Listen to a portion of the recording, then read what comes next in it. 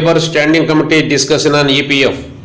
The Labour Standing Committee on Parliament discussed the implementation of the Employees Provident Fund scheme in its meeting on Tuesday. The meeting was chaired by Committee Chairman Bhartruhari Mahtab and was attended by MP Elamaram Karim, CPM, M. Shanmugam, DMK, Dean Kuriakos, Congress and other members.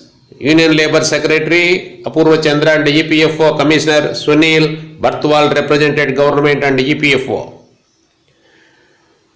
The Commissioner explained the functioning of the Provident Fund scheme.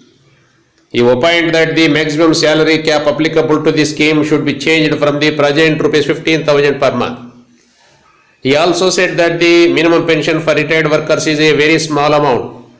Earlier, an expert committee appointed by the EPFO had recommended raising the minimum pension, monthly pension to ₹2,000.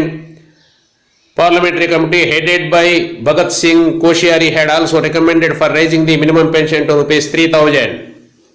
None of these recommendations were implemented.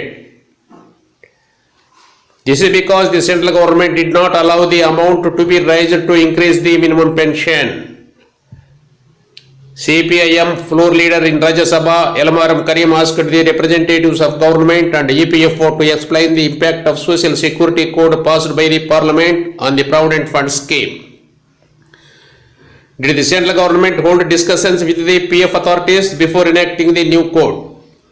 Under the new code, the monthly contribution of employers and workers in PF has been reduced from 12% of salary to 10%. How will they affect the functioning of the fund? What is the role of the Board of Trustees tripartite committee constituted under the old Provident Fund Act? Karim asked the officials. He also pointed out that the government makes many decisions without consulting the Board of Trustees. The Provident Fund organization and the central government have filed appeal in the Supreme Court against the Kerala High Court's decision to pay higher pensions to those who pay higher amounts. The appeal was dismissed by the Supreme Court. Revision petition has been filed again. The amount invested in the Provident Fund is ₹13.7 lakh crore in 2019-20. A portion of this amount has been invested in various private schemes. MPs asked what is the current status of these investments. The chairman directed the PF Commissioner to provide a written explanation of investments other than in government bonds. Also, the EPFO has an unclaimed amount of ₹42,000 crores for years. MPs opined that this amount could be used to raise the minimum pension. Committee chairman directed the commissioner to give a written explanation for each of these issues raised by the MPs. Committee generally suggested that the Provident Fund scheme should be extended to workers in the unorganized sector and also include scheme workers and self-employed persons. Elamaram Karim. EPF pi labour standing committee చర్చ. Parliament labour standing committee మంగళవారం తమ సమావేశంలో employees provident fund పథకం అమలుపై చర్చించింది. ఈ సమావేశానికి committee chairman Bhartrihari Mahtab అధ్యక్షత వహించారు మరియు ఎంపీలు ఎలమారం కరీం సిపిఎం, ఎం షణ్ముగం డిఎంకే, డిన్ కురియాకోస్ కాంగ్రెస్ మరియు ఇతర సభ్యులు పాల్గొన్నారు. కేంద్ర కార్మిక కార్యదర్శి అపూర్వ చంద్ర, ఈపీఎఫ్ కమిషనర్ సునీల్ బార్త్వాల్ ప్రభుత్వము ఈపీఎఫ్ఓలకు ప్రాతినిధ్యము వహించారు. ప్రావిడెంట్ ఫండ్ పథకం పనితీరును కమిషనర్ వివరించారు. ఈ పథకానికి వర్తించే గరిష్ట జీతము పరిమితిని ప్రస్తుత నెలకు ₹15,000 నుండి మార్చాలని ఆయన అభిప్రాయపడ్డారు. రిటైర్డ్ కార్మికులు కనీసం పెన్షన్ చాలా తక్కువ మొత్తం అన్నారు.